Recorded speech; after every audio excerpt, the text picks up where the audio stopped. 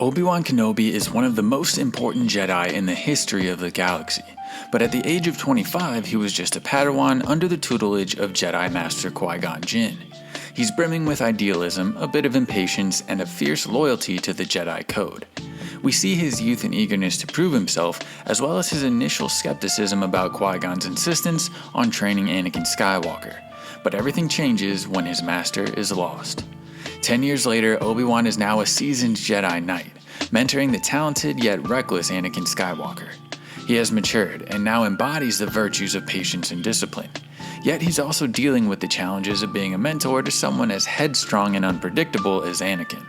His experiences in this time period reveal his growing awareness of darker forces at play in the galaxy, and of his own shortcomings in guiding Anakin. He attempts to learn to balance authority with compassion, all while navigating the complexities of his own beliefs and the burgeoning war. By 36 years of age, Obi-Wan is embedded in the heart of the Clone Wars. Now a seasoned general and diplomat, we see him not just as a warrior, but as a leader and a negotiator, constantly juggling the responsibilities of war with the ideals of peace and diplomacy. His relationships deepen, particularly with Anakin and Ahsoka Tano, but his guilt and frustration grow as the war progresses and as Anakin becomes more susceptible to the influence of the dark side. But through it all, Obi-Wan remains steadfast, embodying the Jedi virtues of humility, patience, and hope, even in the face of overwhelming odds. At 38 years old, Obi-Wan deals with his greatest failure and deepest heartbreak, the fall of Anakin Skywalker to the dark side, culminating in the heart-wrenching duel on Mustafar. The depth of his bond with Anakin dissolves into sheer devastation. This moment marks a pivotal shift in Obi-Wan's journey, from a Jedi Knight bound by duty to just a man burdened by loss and failure.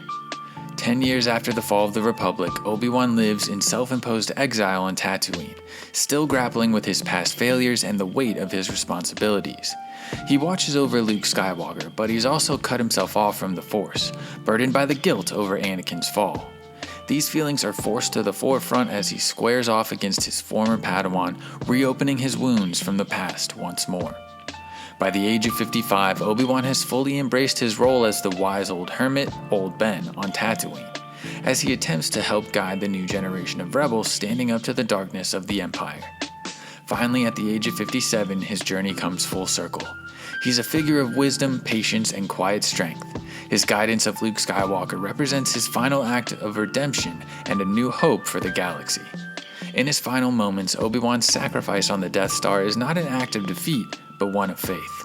His transition to the Force embodies the ultimate Jedi lesson, that the Force is greater than any individual, and that true victory comes through unity, selflessness, and hope.